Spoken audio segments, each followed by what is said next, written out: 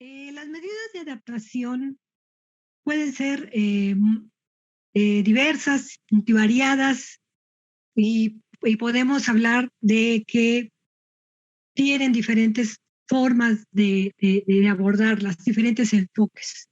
Los principales enfoques con los que digamos, diseña una medida de adaptación y se implementa es el enfoque basado en ecosistemas, el enfoque basado en comunidades y el enfoque basado en la reducción de riesgos.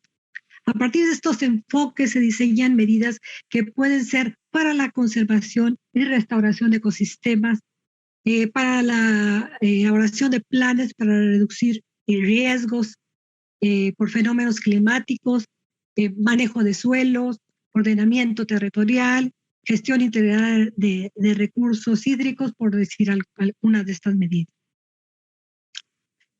México es uno de los países más vulnerables al cambio climático por su posición geográfica en la parte sur del hemisferio norte, al estar justamente en medio de dos océanos, por su topografía y sus características socioeconómicas. También hay unas afectaciones diferenciales, diferentes en los distintos grupos dentro de las diferentes comunidades y al interior de las propias comunidades. Y es un fenómeno, el cambio climático, que exacerba las desigualdades sociales. Ese es uno de los factores más importantes que hay que analizar. La generación de conocimiento en torno a las vulnerabilidades ante el cambio climático se ven reflejados en diferentes estudios y diagnósticos desarrollados principalmente por instituciones académicas, por gobiernos y por organizaciones sociales. La sistematización de las prácticas o medidas que se toman para enfrentar el cambio climático son relativamente escasas, desafortunadamente, dado pues que su implementación es muy reciente. Los estudios e investigaciones sobre prácticas, enfoques y metodologías sobre este tema comienzan a publicarse en la primera década de este siglo. Por eso digamos que estamos prácticamente iniciando el análisis de un fenómeno como es los impactos del cambio climático. Los trabajos de monitoreo y evaluación, por lo tanto, también son recientes y que evalúan las medidas de adaptación, abarcan el campo de la investigación científica y los procesos de planificación de las políticas públicas para el desarrollo, así como estrategias y acciones vinculadas directamente con las intervenciones locales. El interés se centra en identificar, desarrollar y elaborar herramientas cuantitativas y cualitativas para monitorear y evaluar las acciones de adaptación al cambio climático. En este trabajo, donde se recopila una serie de autores, de publicaciones que abordan el tema del monitoreo y la evaluación de la adaptación, lo han hecho demostrando básicamente las experiencias exitosas y, por otro lado, para comparar las buenas prácticas entre países. También se han enfocado mucho al tema de las metodologías. Es básicamente la forma como se ha abordado este aspecto metodológico del monitoreo y evaluación de la adaptación. Las evaluaciones, como sabemos, tienen un propósito fundamental, que es principalmente constatar que los resultados previstos se cumplieron. Pero en el caso de la adaptación va más allá, ya que al ser una experiencia reciente, se necesita aprender de los aciertos y errores, generar conocimientos y transmitirlos a futuras acciones de este tipo. Digamos que, en conclusión, que eso está desarrollado en el artículo, podemos decir que los trabajos que muestran, que se recopilaron sobre monitoreo y evaluación en diferentes países, identifica lo siguiente, que no existe un enfoque único para las prácticas de adaptación, pues depende de cada contexto particular. Sin embargo, contar con criterios ayuda a orientar y priorizar la atención de la población y ecosistemas más vulnerables al cambio climático. Que a diferencia de una política para el desarrollo o una política orientada a las cuestiones ambientales, se tiene que prever la evolución del clima. Ese es un factor muy importante y diferente de una medida de adaptación a otra acción de desarrollo. Y bajo esta perspectiva, tomar las medidas necesarias para reducir la vulnerabilidad actual. Que la adaptación debe contribuir a la transformación, lo que implica abandonar modelos de desarrollo depredadores de los recursos naturales y generaciones de emisiones de contaminantes a la atmósfera, y evitar que se agudice la crisis ambiental, así como involucrar a las personas en la toma de decisiones, principalmente las más afectadas por los impactos del cambio climático. Y sí quiero señalar que esto último es fundamental para el diseño de las políticas públicas. La gobernanza, la participación ciudadana, el involucramiento de hombres y mujeres, la aplicación de enfoques de interculturalidad, el enfoque de género intergeneracional son fundamentales, son ejes transversales de las medidas de adaptación. Por lo anterior, se sugiere desarrollar planes de adaptación aplicados en el territorio que considere problemáticas climáticas específicas, así como las opiniones, experiencias y conocimientos de todos los actores involucrados, principalmente quienes se encuentran en situación de vulnerabilidad. Que ofrezca los elementos necesarios para generar conocimientos y aprendizajes y mejorar de esta manera las medidas de adaptación. Muchas gracias. Muchas gracias, Arcelia, por el comentario sobre tu artículo. Y vamos como tenemos un espacio muy corto, a mí me gustaría que esto más fuera como seminario. La próxima vez lo haremos como seminario y tener más tiempo, ¿no? Pero entonces, para no extendernos, le damos la palabra, por favor, a Claudia. Adelante. Bueno, buenas tardes y quiero agradecer a la doctora Asmara. Muchas gracias por permitirme participar en este evento. También yo creo que no recuerdo los nombres de quienes estuvieron comunicándose con nosotros por medio de correo electrónico, pero fueron muy empeñosos en sacar los pendientes y todo lo que quedaba en el tintero, porque corté la comunicación con ellos en los últimos meses. Resolvieron realmente de manera muy rápida todo lo que se presentaba. También quiero reconocer, pues, sobre todo al doctor Octavio González Santana, que en realidad conoce mucho mejor la cuenca del río Turbio. A mí me permitió colaborar con él en un proyecto hace 2 años, con la inquietud que tuve de explorar los archivos para acumular conocimientos sobre esta cuenca. Él seguramente hubiera presentado de mucha mejor manera este texto, porque han hecho trabajo interdisciplinario, seguimiento, monitoreo en los municipios vecinos de la ciudad de León. Entonces voy a dar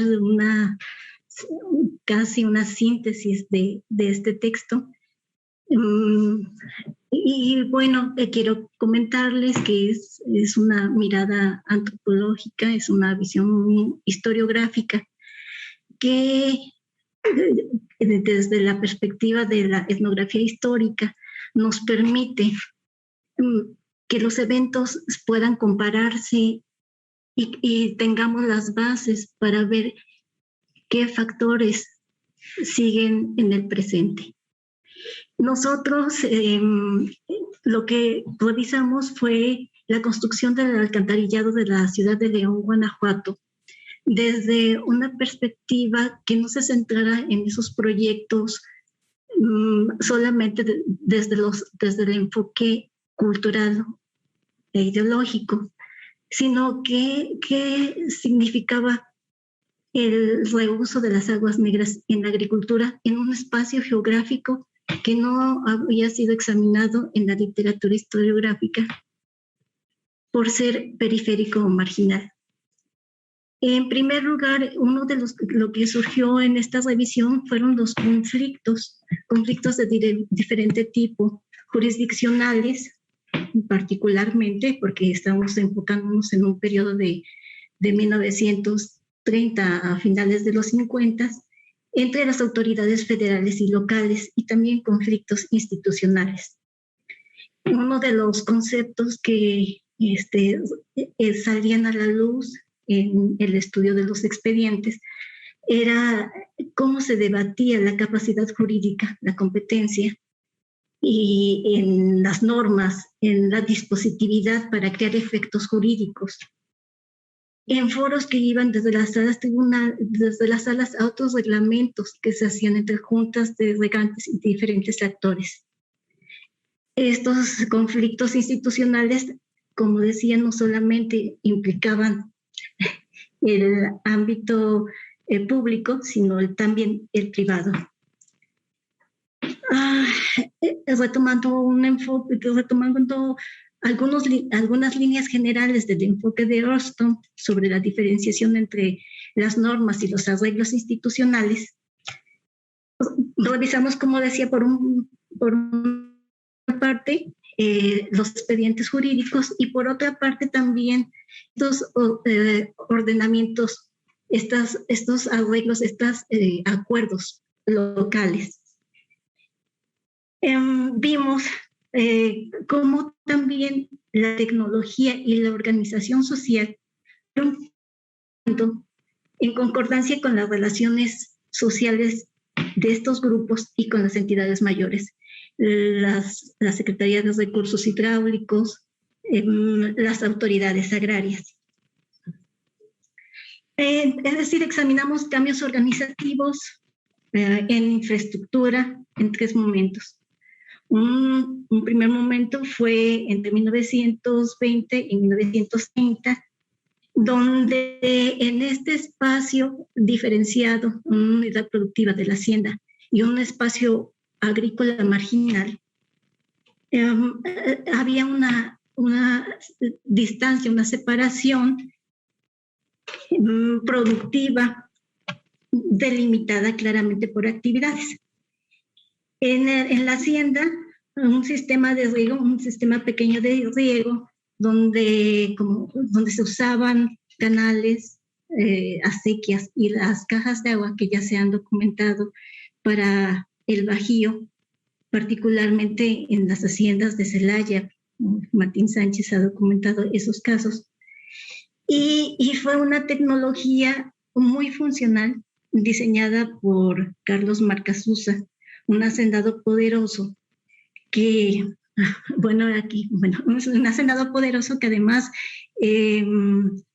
construyó otras obras hidráulicas como el dique de Marcasusa, que incluso en la actualidad siguen funcionando y operando.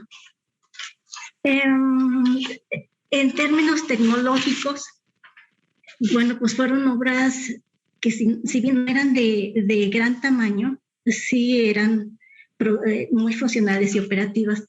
Una de ellas era, por ejemplo, en este pequeño sistema. Captaba el agua a través de un tajo en el río de los Gómez y se derivaba hacia la Presa Blanca. Estaba revestida de mampostería, sus paredes, sus bordos, y reforzada con tierra. Cubría una superficie de 88, 90 hectáreas. Y ese sistema, por medio de la técnica del endarquinamiento, irrigaba casi las 8,000 hectáreas de la hacienda. Se conectaban a esa represa o bordo o vallado, como lo describen en los informes, otra serie a ver si, no creo que no lo pude pasar. Quería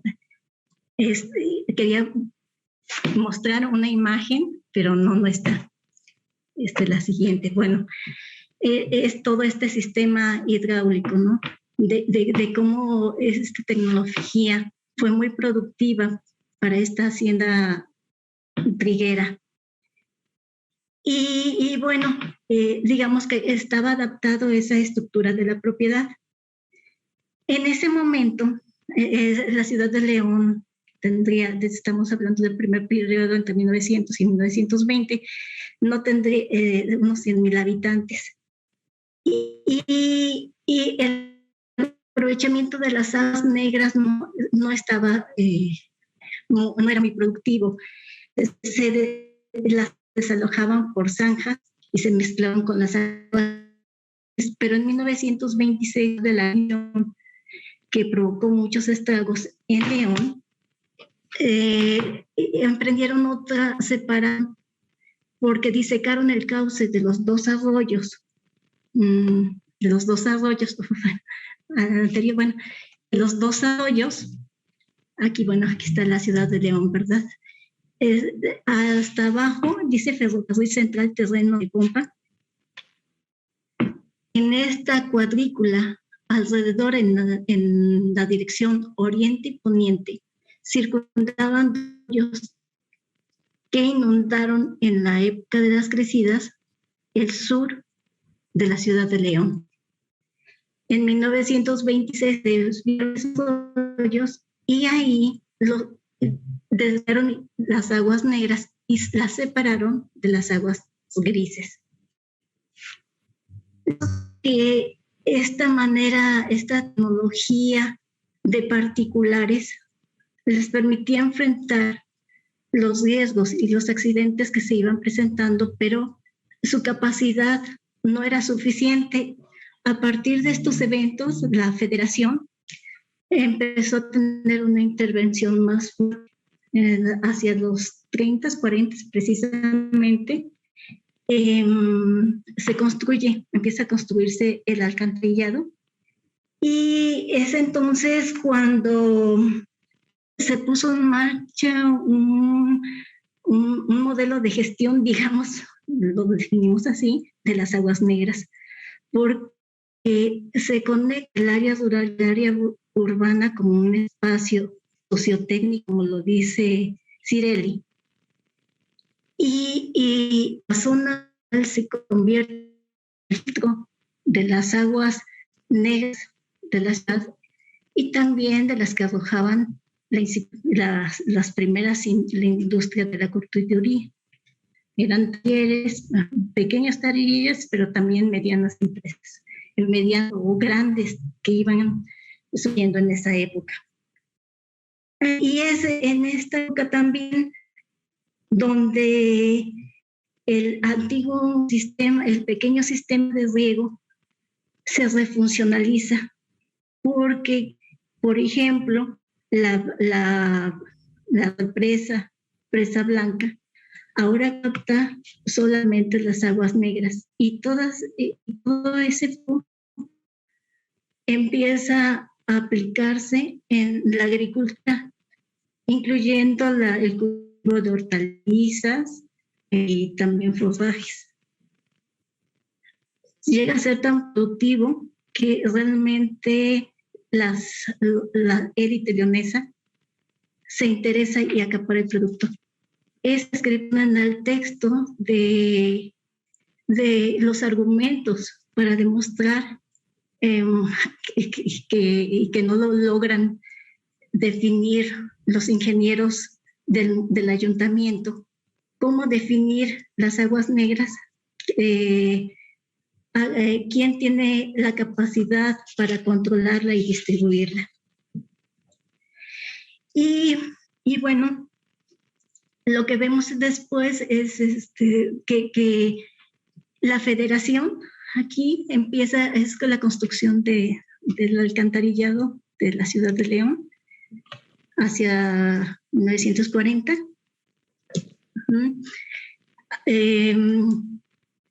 Cómo la red de alcantarillado conecta ya este espacio y lo hace dependiente de los recursos hídricos. Y bueno, entonces vemos que en la discusión empiezan a preguntarse si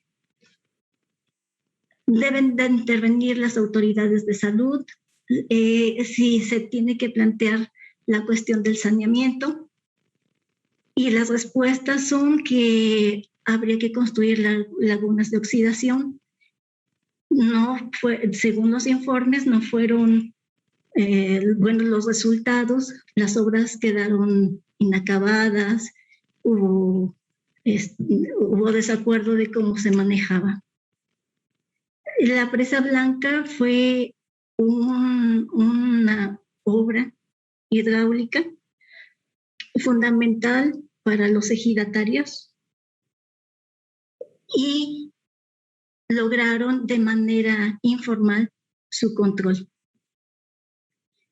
Y bien, digamos que en esta historia lo que estamos viendo es esa larga duración, digamos, de 90 años, hasta mediados de los 90, Zapal, el Ayuntamiento de León, empezó a invertir en plantas de tratamiento y en programas innovadores que tenían como propuesta la participación de los diferentes actores y grupos. Y sin embargo, como explica Alex Caldera cuando estás revisando estas nuevas políticas públicas, en la que la constante es que son solo unos actores, generalmente los empresarios de la curtiduría, los que tienen la capacidad de tomar decisiones en estos consejos y en estos organismos, mientras que los ejidatarios siguen subordinados y pagando los costos ambientales en salud de la actividad productiva, de la actividad de la curtiduría. Bueno, digamos, esta es una imagen de los campos de Ejido Santa Rosa o Plan de Ayala, que arroja, aquí estamos viendo unas de las descargas, hay 4 o 5 plantas de tratamiento y aún puede observarse que no hay un compromiso de todos los actores por participar y evitar estos efectos en el ambiente. Gracias. Muchas gracias, la verdad. No, muchas gracias, Claudia y doctora Claudia, y bueno, yo ahorita menciono, ¿verdad?, los autores que están presentes, pero desde luego, pues también a Octavio Martín González, Santana, y muchas gracias también, Claudia, por recordarme siempre cada que presentamos un número. Agradecemos pues muchísimo el apoyo de los asistentes editoriales. En este caso fue Emanuel Flores y Lorena Gutiérrez. Y también siempre agradecemos pues nuestro trabajo, no estaría completo sin la corrección de estilo de David Rodríguez y de Nicholas Barrett, y por supuesto del diseño de Avelino Sordo Vilchis, que nos ayuda a mejorar los mapas, las gráficas y las tablas que los autores presentan. Y la verdad es que queda un muy buen trabajo. Ahorita, pues muy interesante en tu presentación que nos mostrabas fotos, ¿no? En el artículo no hay fotos, nada más están los mapas.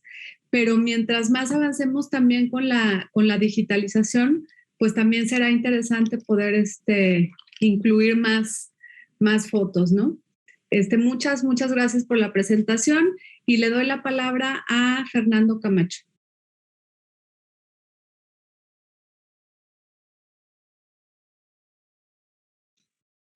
Pues nuevamente buenas tardes. Y igual me sumo a la felicitación por el número, me sumo a los agradecimientos a la doctora Armada González, me sumo al agradecimiento al equipo de trabajo editorial de la revista. Entiendo que a los dictaminadores de la revista, entiendo que es un trabajo complicado, de mucha paciencia, de minucioso, ¿no? De todo el trabajo editorial que se tiene.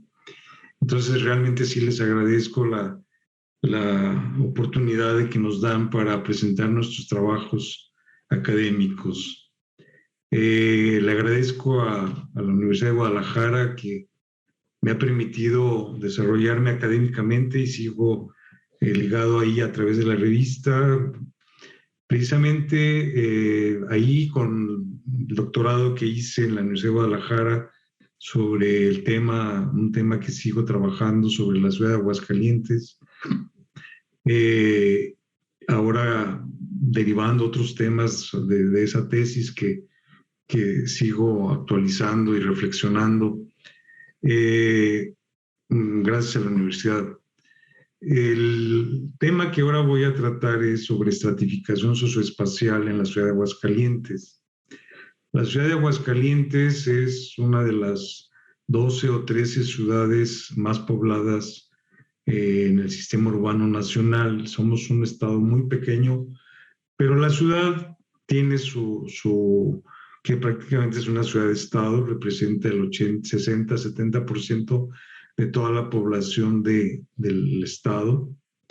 Entonces, bueno, es un estado pequeño, pero una ciudad relativamente intermedia a nivel nacional, pero grande para su estado, ¿no? La ciudad es el centro cultural, el centro político, el centro económico, el centro administrativo prácticamente de todo el estado. Son 11 municipios y ahora está conurbada con 2 más. Entonces prácticamente ahí se concentra esta dinámica. Y a partir de los años 80, permítanme dar una breve reflexión por qué estoy estudiando esto y en qué contexto.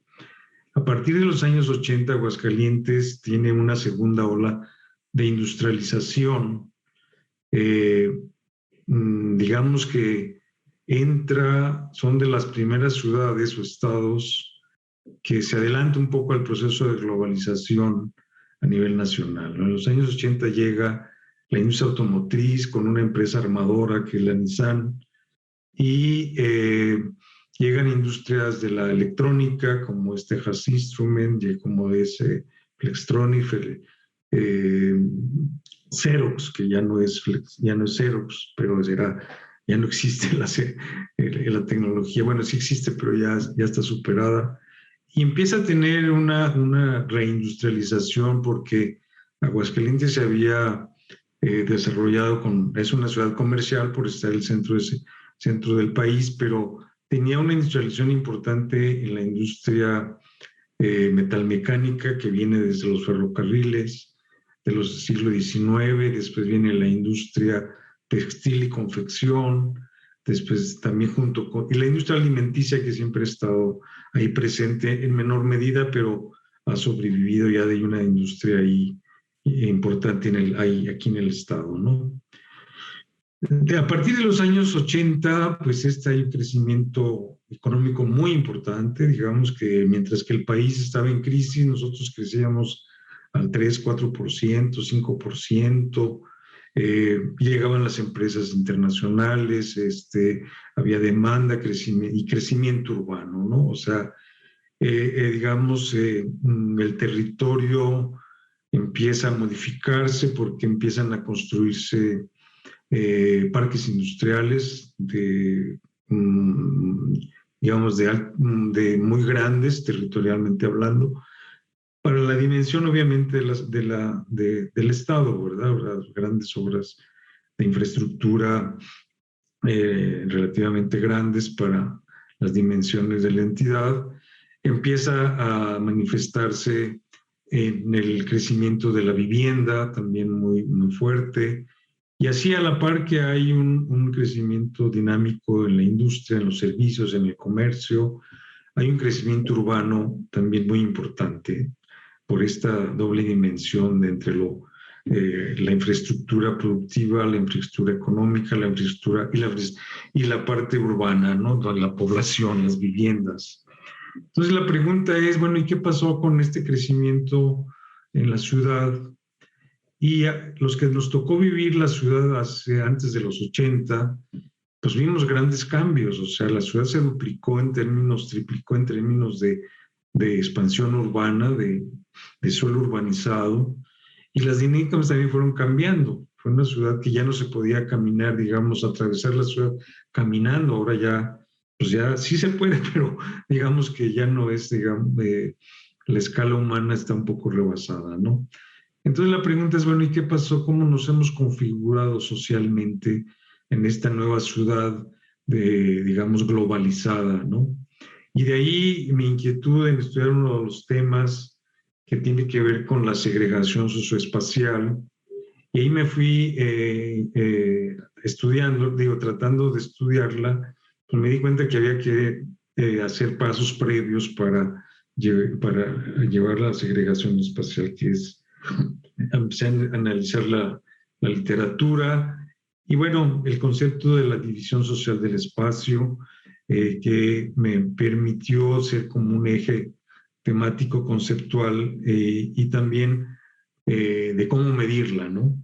De ahí lo que interesante es, bueno, ya entendemos que los grupos sociales se distribuyen no de manera aleatoria dentro del espacio urbano, que la estratificación en base a temas demográficos, temas laborales, socioeconómicos, va tomando una dimensión. Entonces ahí la idea fue, pues, ¿cómo medirla, no? O sea, ahí, cómo expresarla, tanto social como en el territorio, ¿no? Entonces, me voy a permitir leer la definición que hace Émile Dahoud sobre la división social del espacio residencial, para que me sirva para ir explicando cómo lo fui desglosando para medirlo, ¿no? Dice, la división social del espacio residencial como las formas espaciales que adopta la distribución residencial intraurbana o intrametropolitana de los distintos estratos socioeconómicos que confirman la población de la aglomeración urbana. Aquí tenemos una primera definición que habla de estratos socioeconómicos. Entonces, ¿cómo hacer estratos socioeconómicos en la población? Y luego, ¿cómo ubicarlos? Se distribuyen, primero, ¿cómo han evolucionado? Y después, ¿cómo se distribuyen en el espacio, en esa ciudad que estamos viendo crecer y cómo se van distribuyendo las distintos estratos sociales, ¿no? A ello le agrego otras definiciones también para ir operacionalizando los conceptos de segregación residencial, que es, por ejemplo, Manuel Castel nos dice que es la tendencia de organización del espacio en zonas con fuerte homogeneidad social interna y fuerte disparidad social entre ellas. Esta disparidad debe entenderse como en términos de diferencia, sino también de jerarquía. Entonces aquí tenemos dos definiciones, la división social del espacio, que nos habla de estratos, pero estos estratos tienen que ser homogéneos a su interior, pero diferentes con los otros. Es decir, pues para eso, para que haya una distinción entre estratos socioeconómicos y podamos ubicarlos. Entonces ahí, viendo cómo operacionalizar, la estadística nos da un método que es justamente el análisis de conglomerados, donde dice que es una técnica multivariada que permite clasificar observaciones basadas entre las similitudes de las observaciones y deberá cumplirse con el criterio de que las agrupaciones resultantes deben exhibir una alta homogeneidad interna dentro de un grupo y muy alta heterogeneidad externa entre grupos. Entonces ya estamos cumpliendo, si se fijan, hay casi una definición muy similar entre la parte del análisis de conglomerados con la parte de la segregación que nos habla Castel, ¿no? Entonces ahí ya me di a la tarea de identificar primero cómo voy a hacer los estratos, o sea, en función de qué variables. Y ahí, por ejemplo, retomo el concepto de Bourdieu de capital social, de espacio social, que es el espacio basado en las interacciones de las distintas formas que adquiere y se transforma el capital. Él habla de 5 capitales, 4 capitales, el capital económico, cultural, social y simbólico. ¿Sí? Entonces aquí dice, a partir de estos capitales que cada individuo tiene, es como se van conformando los estratos o grupos sociales en función de esa dotación de capitales intrínsecos y simbólicos que la sociedad también asigna, ¿no? Entonces, si ya tenemos, digamos, el concepto de capital económico, capital cultural, capital social, capital simbólico, yo lo que hago es retomar qué variables me pueden representar el capital económico de los individuos, el capital cultural, el social, y el simbólico no lo tomo porque cuantificarlo es muy difícil. Se necesita otro tipo de análisis, no el tipo de análisis que yo elegí. Entonces defino una serie de variables, por ejemplo, el capital económico. Yo retomo, eso ya, y retomando ese concepto de Bourdieu como las formas de estratificación de la sociedad, ahora trato de operacionalizarlas, ¿sí? Con variables cuantitativas. En ese sentido, tomo los censos económicos de 90, 2000 y 2010, todavía esto se hizo antes de la aparición del censo del 20, y selecciono una serie de variables que otros autores lo han hecho, o sea, lo han hecho y ha habido una proliferación de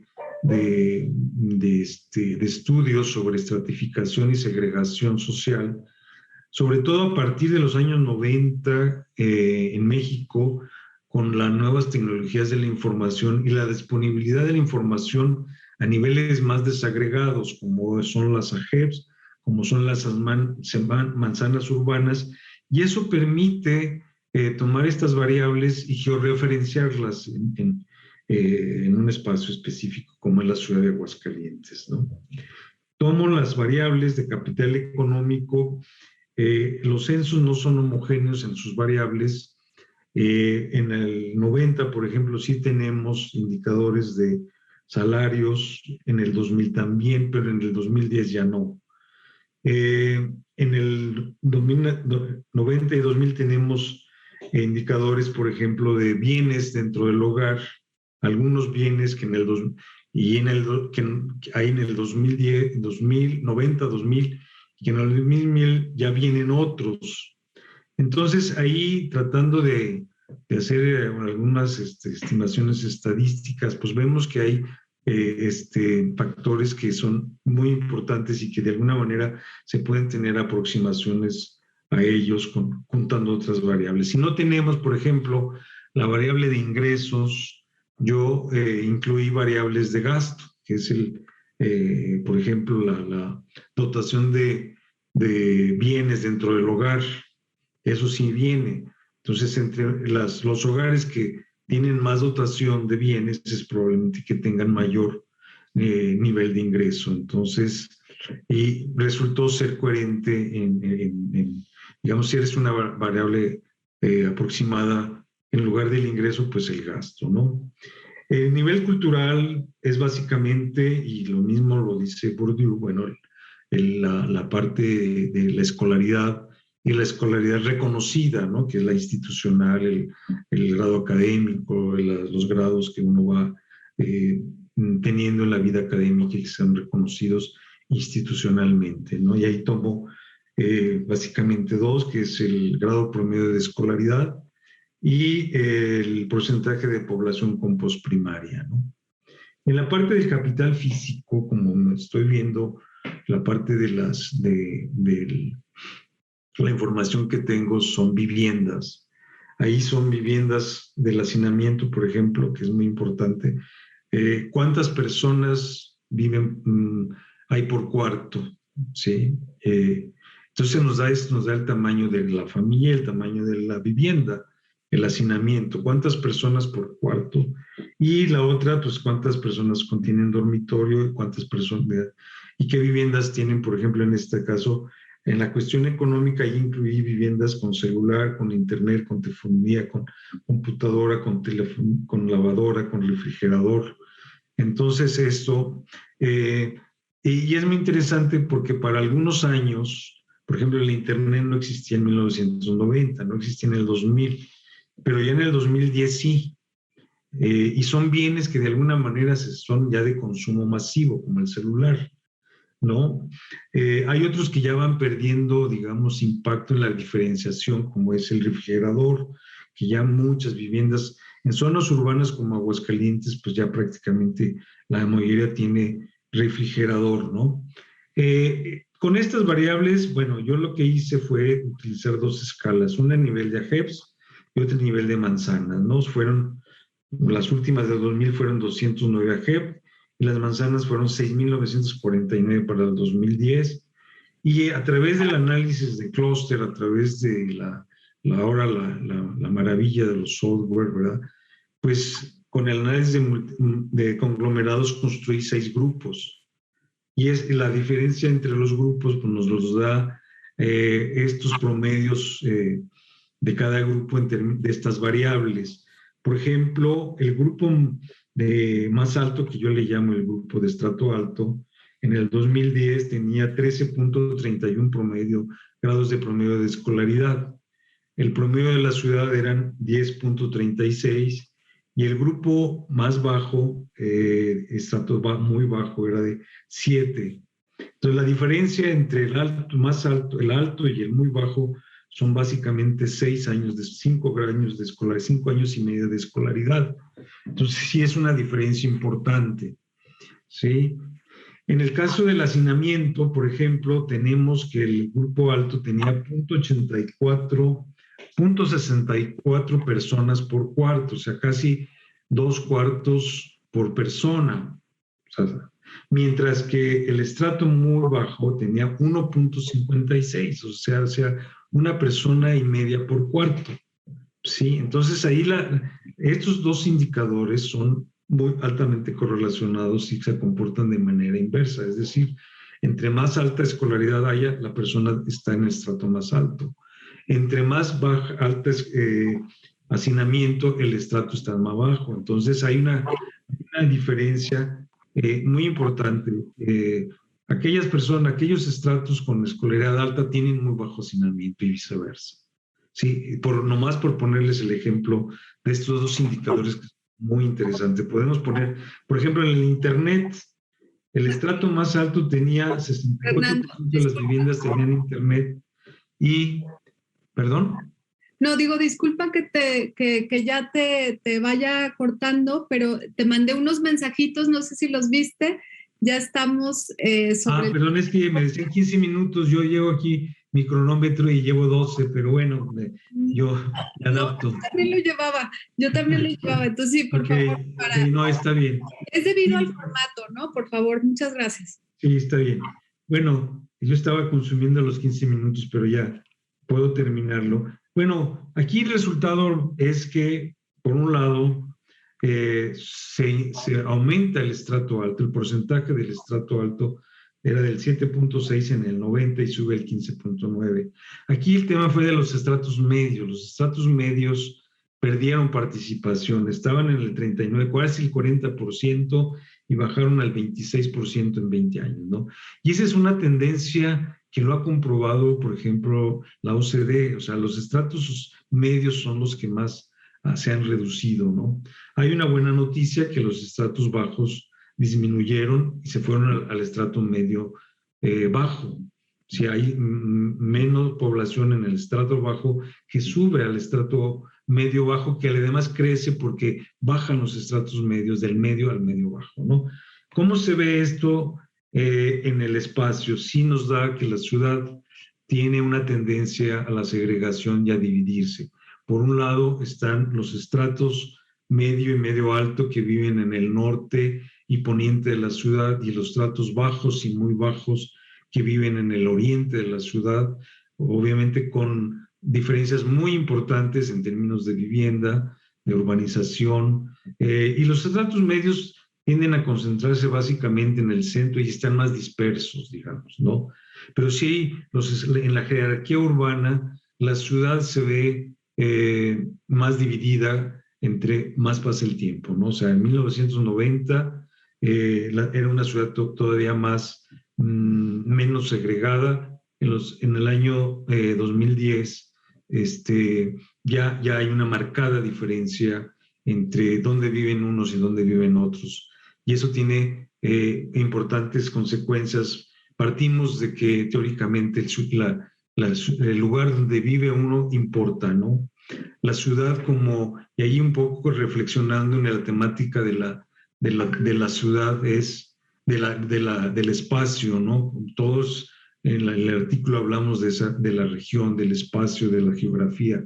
Importa, ¿no? O sea, el espacio no es solamente determinado por las condiciones socioeconómicas y sociales, sino es un determinante de la desigualdad. O sea, no es lo mismo vivir en uno u otro lugar.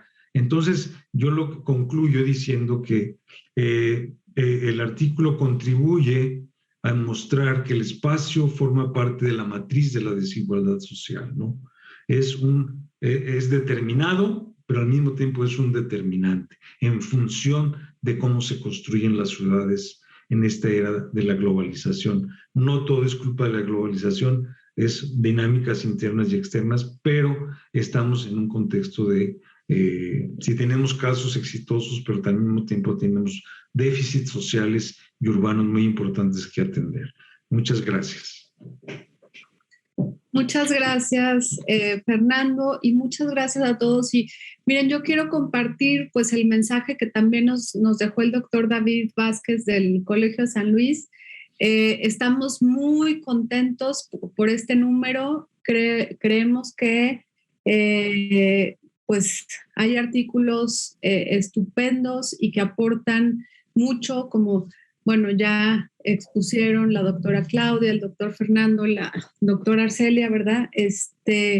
Y queremos también, bueno, más bien aprovechar también esta presentación para comentarles que revisen todo el número. También tenemos otros artículos de Marta Leticia Silva y Carlos Ríos Llamas sobre aspiraciones y desafíos de la innovación social en los procesos urbanos de Guadalajara y Pachuca, un estudio comparado. Y tenemos otro artículo magnífico de Héctor Medina Miranda, que ahora está en Ciesas Occidente, y él mandó un artículo sobre las comunidades Guirraritari y las paradojas en torno a su estudio, que también es digamos, muy, muy recomendable.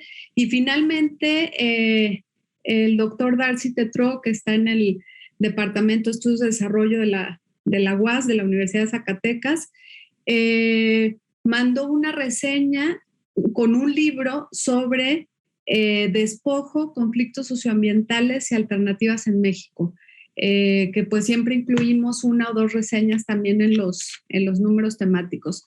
Entonces, bueno, pues agradezco mucho su participación, su difusión del número, ¿verdad? Está ahí en nuestra página del OJS.